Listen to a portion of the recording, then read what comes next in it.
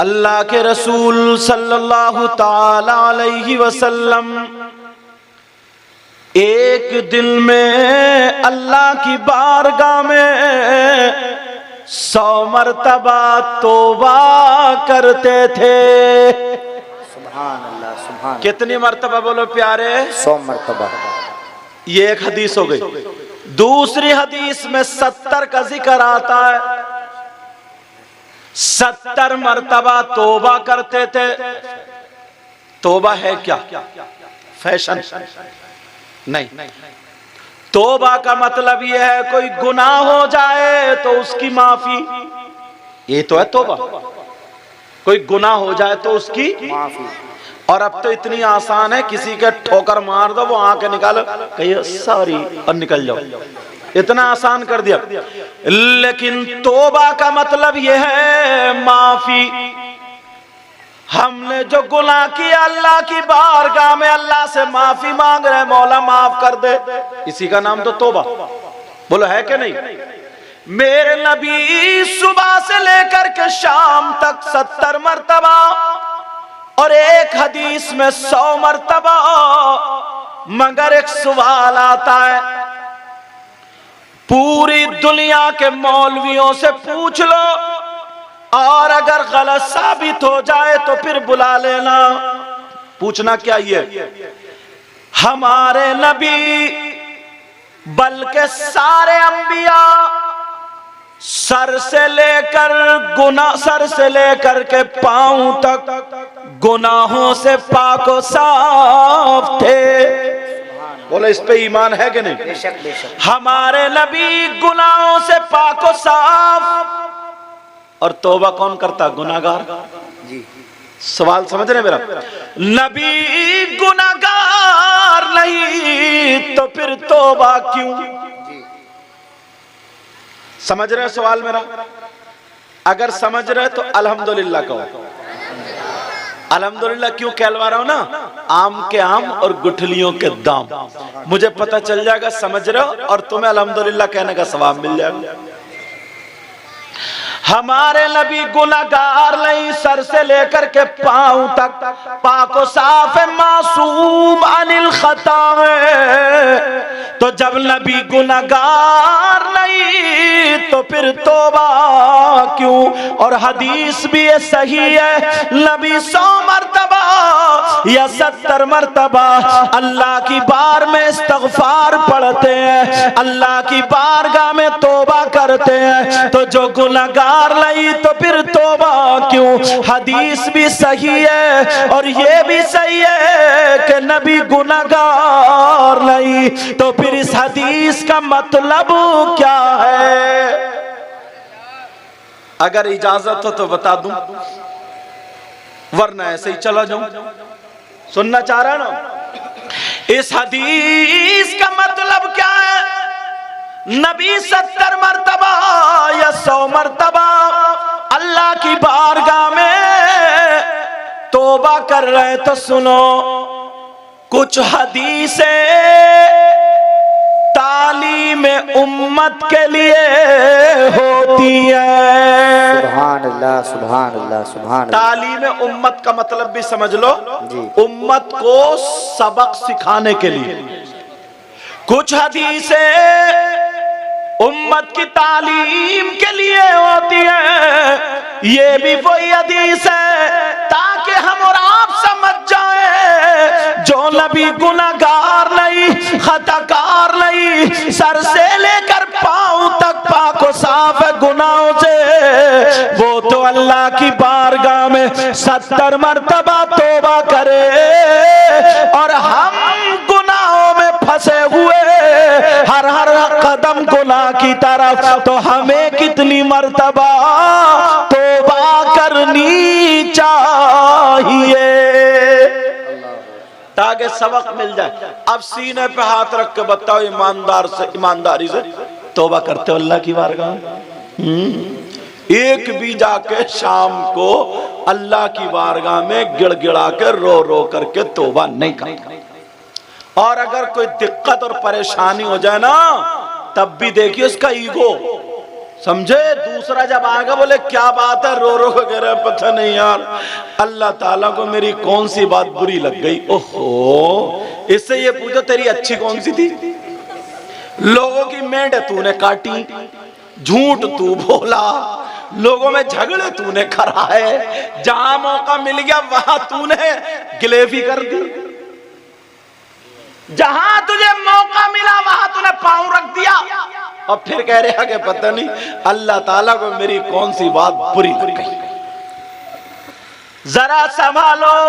मैंने अब तकरीर की बुनियाद रखी है, इसी बुनियाद से एक एक पेड़ उगाऊंगा, दीनी और इस्लामी, और तुम तक पहुंचाऊंगा। पता तो चलना चाहिए ना हम शुरू कहां से हो रहे। तो हमें क्या करना चाहिए, सबक क्या मिला। गुनाहों से तौबा करनी चाहिए, इसलिए पहले मैंने तौबा कराई। अब जरा ढूंढो गुनाह कितने, बहुत सारे गुनाह ऐसे हैं जिनकी सजा शरीयत ने मुतय्यन कर दी है। मतलब अगर चोरी करोगे तो उसकी सजा, शराब पियोगे तो उसकी सजा, जिना करोगे तो उसकी सजा, मगर मेरे नबी बयान फरमाते हैं मेरी उम्मत में 3 गुनाहगार ऐसे हैं, जब वो गुनाह कर लेते हैं तो ऐसा गुनाह वो जब गुनाह करते हैं और वो गुनाह करने के बाद अब अगर नमाज पढ़े तो उनकी नमाज कबूल नहीं होती, दीवार बन जाती है। रोजा रखे तो रोजा कबूल नहीं होता, ज़कात दे तो ज़कात कबूल नहीं, अगर हज करे तो हज कबूल नहीं, जलसा करे तो जलसा कबूल नहीं, तकरीर करे तो तकरीर कबूल नहीं, नात पढ़े तो नात कबूल नहीं, कोई भी इबादत करे अल्लाह की बारगाह में कबूल नहीं। कौन से गुनाहगार है। अब मैं हदीस पढ़ने जा रहा हूँ, नोट करने वाले कर लेंगे, मोबाइल में भरने वाले भर लेंगे, ताकि मेरी बात पक्की हो जाए। क़ाल क़ाल रसूलुल्लाह सल्लल्लाहु तआला अलैहि वसल्लम सलासा ला यक़बलुल्लाहु अज़्ज़ा वजल सर्फ़न वला अदला आक़ु व मन्नान व मुकद्दिबुम बिक़द्र। हदीस भले तुम्हारी समझ में नहीं आई, मगर इसलिए बात पक्की करके जा रहा हूं, कोई ये ना कह दे कि अपनी तरफ से बता के चले गए। क्योंकि मौलाना कोई भी हो उसकी बात भी गलत हो सकती है, मुफ्ती साहब की भी गलत हो सकती है, पीर साहब की भी गलत हो सकती है, मुरीद साहब की भी गलत हो सकती है, मगर मेरे नबी की बात कभी गलत, बोलो बोलो, नबी की बात गलत नहीं हो सकती। हमारा ईमान है। पीर साहब की भी, और अल्लाह माफ फरमाए, पीर का नाम याद आ गया ना हजरत। बात पीर तो इतना बड़ा गुंडा है, ये सबसे ज्यादा इस पीर को ही मारा जाएगा कब्रिस्तान में। सही बता रहे हूँ, बहुत मारा जाएगा हजरत, घेर घेर के मारा जाएगा। ऐसा ऐसा कम अजान हो रही है और टांग फैलाए पड़ा और औरतें पांव दबा रही है इसकी, न नमाज का न रोजे का। और औरत भी बात इतनी कम बखत है, ये समझ रही है कि फैजान ना इसके कानों में लटक रहा, समझे। अजान हो रही है, इसे नमाज का पता नहीं, जमात हो रही है पता नहीं, और ये कह रही है मियाँ ऐसी दुआ कर दियो बच्चे हो जाए बच्चे। इस पीर को भी मारा जाएगा और इस मुरीदा को भी मारा जाएगा। हाँ हजरत, ऐसे हालात हैं, हद कर दिए यार। और तुम इतने भोले हो, इतने सीधे हो, उसने कोई ना करतब दिखाया जादूगर या सिफलीगर, तुम फिसल गए, बोले हमें पता नहीं है भैया ये क्या कर रहा है करामती। और इसकी करामत तो ना कब्रिस्तान में निकलेगी। देखो कि बाजा से ये कहता अरे बड़े पहुंचौए, ये पहुंचौआ क्या है यार। ये औरतें जो बैठी है उधर, ये जो पांव दबा रही है, मेरी गुजारिश है अगर कोई ऐसा कमबख्त पीर आ जाए तो पांव ना दबाए, जरा 2-4 मोटी ताजी मिलकर ना गला दबा दे इसका। हाँ खत्म है यार, हमारी फिर तकरीरें करने की जरूरत ही नहीं पड़ेगी, ऐसे कब्जे में आएंगे। समझ रहे नहीं मेरी बात? लेकिन मैं जो बता रहा हूं जरा तवज्जो दो, हदीस इसलिए पढ़िए ताकि मेरी बात पुख्ता हो जाए और कोई गलत भी साबित नहीं करता। क्योंकि अरे यार जादू ना सर चढ़ के बोलता है, जब हमारे पास दलील है तो पक्की दो ना भाई, पक्की दो। नबी फरमाते सलासा, मेरी उम्मत में 3 गुनाहगार ऐसे हैं, वो गुनाह कर रहे हो तो उनके जलसे कबूल नहीं होते, रोजे कबूल नहीं होते, ज़कात कबूल नहीं होती, हज कबूल नहीं, उनकी कोई भी इबादत काबिल कबूल नहीं। अल्लाह अकबर। अब वो हैं कौन कौन यार, ये ढूंढना पड़ेगा कि नल के उस पार वाले या इस पार वाले, समझ रहे? अरे अब तो सब इधर ही आ गए, 2 एक ही बैठे रह गए बेचारे, वो भी इस चक्कर में कि कोई घोड़ा तांगा आएगा वो हमें लेके जाएगा, टुक टुक भेजूं क्या? मगर भाई बात भी इतना बड़ा पक्का है, अल्लाह माफ फरमा। देखो आ गए माशाल्लाह, दिल से दुआएं निकलेंगी, दिल से दुआएं। अरे बंद कर दो दुकान यार, जब बंद करोगे अल्लाह और रसूल के नाम पे और नमाजों के टाइम पे बंद करोगे तभी तो अल्लाह ताला तुम्हारे कारोबार खोलेगा जी। और जब तुम मस्जिदों को नमाजों को बंद कर दोगे तुम कितनी खोलियो, कोई भी नहीं आएगा। हाँ आ गए। तो वो गुनाहगार है कौन? अब मैं तो तुम्हारे गांव में पहली मर्तबा आया हूं, मुझे तो पता नहीं है तुमने कितने गन्ने तोड़ के खाए दूसरों के, मुझे तो पता नहीं है, वो तो तुम्हें ही पता होगा। समझ रहे? गन्ने चल पड़े क्या? अच्छा अच्छा अच्छा, हजरत कह रहे हैं गन्ने चलने लग रहे हैं, इन्होंने ही मार दिया है। ले चलो मेरी तरफ तवज्जो रखो, ये मुझसे बहुत मोहब्बत रखते हैं, अल्लाह सलामत रखे। हाँ माशाअल्लाह, हक अदा हो। हाँ अब बात ये चल रही थी, फिर किससे पूछोगे? मैं फिर किसी मौलाना से पूछता ही नहीं, मैं तो हदीस की तरफ चलूंगा, नबी से ही पूछो। और नबी की बात हजरत गलत हो ही नहीं सकती, पूरी दुनिया हजरत पूरी दुनिया गलत हो सकती है मगर मेरे नबी की बात गलत।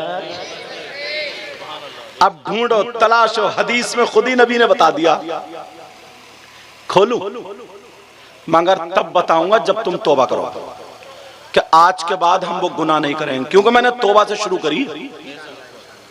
समझ रहे हैं मेरी बात? नबी ने फरमाया 3 किस्म के लोग ऐसे हैं जिनकी कोई भी इबादत काबिल कबूल नहीं। कौन वो गुनाहगार है? तुम समझ रहे होगे यार, कहीं शराबी तो नहीं है, ज्वारी तो नहीं है, सटोड़िया तो नहीं है, नशेड़िया तो नहीं है, कहीं पौवा मारने वाला तो नहीं है, धमारने वाला तो नहीं है, पता नहीं कौन है। लेकिन सुनो लोगों, बहुत छोटा गुनाह जिसे तुम समझते हो, नबी ने फरमाया इतना बड़ा गुनाह है, ये गुनाह कर लो तो नमाजें रुकी पड़ी हैं, रोजे रुके पड़े, ज़कात रुकी पड़ी है, हज रुके पड़े, सारी चीजें रुकी पड़ी हैं। कौन है? नबी फरमाते अला कुलिवा लिदई, नबी फरमाते हैं वो है जो अपनी माँ और बाप को सताता है। अल्लाहु अकबर, अल्लाहु अकबर। माँ बाप का कहना नहीं मानता, माँ बाप को तकलीफ देता। यार मेरी बात हो तो पलटा दो, मैं अपनी करता ही नहीं, मैं तो हर बात नबी की तरफ ले जाऊंगा। और फिर तुम्हारी हिम्मत नहीं कि तुम झुटला दो, क्योंकि तुम सब ईमान वाले हो और ईमान वाला झुटला ही नहीं सकता। नबी फरमाते हैं जो माँ बाप को सताता है, माँ बाप को तकलीफ देता है, माँ बाप को नाराज कर देता है, उसकी कोई भी इबादत काबिल कबूल नहीं।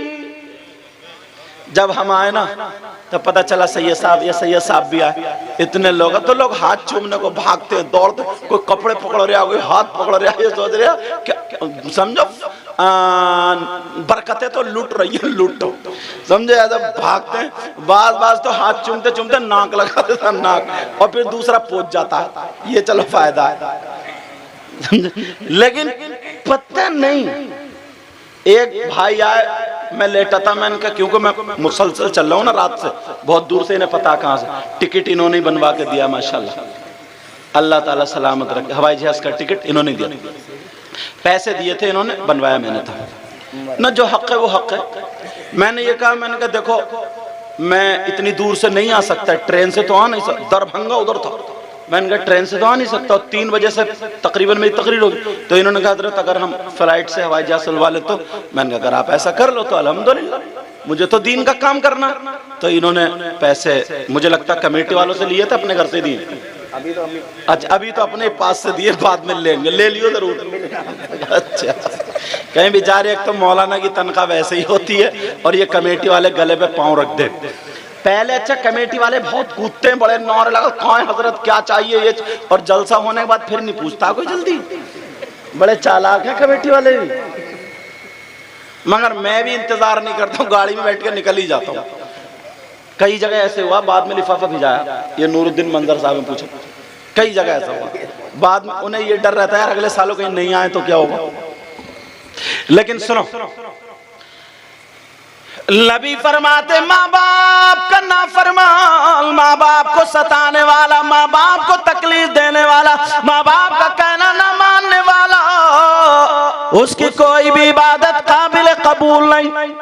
अब एक मसला तलवार की धार पे चल के बता रहे हूं, अगर गलत हो तो ये सारे उलमा मुझे पकड़ लेंगे ताकि मैं तौबा करूं, और अगर गलत नहीं है पूरी दुनिया के मौलवी मुफ्तियों से टकरा लियो, तुम भी बुला लियो, अगर गलत हो जाए तो मैं कोई फुसफुसी बात कहूंगा ही नहीं, पक्की कहूंगा, पक्की नहीं। जब बुलाया तो आज तो बिल्कुल खुल्लम खुल्ला है, समझे। हाँ, फुसफुसी कहते ही नहीं मैं, बिल्कुल एकदम ठोस। एक तरफ ओ बच्चों, ए बेटा बेटा बेटा, मेरा चांद, मेरा कबूतर, चुप जाओ, हाँ चुप जाओ बेटा। अब मदरसे में पढ़ाना छोड़ दिया मैंने, वरना बहुत पीटता था मैं मदरसे में भी। गुस्सा आता ना अगर बच्चे को सबक याद, ओरिजिनल माल चाहिए भैया।